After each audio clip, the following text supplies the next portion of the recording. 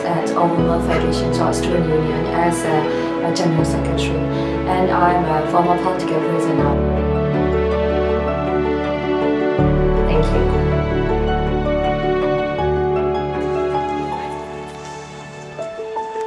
This is Moses Akatuba, and I'm calling on the Nigerian government to abolish death penalties.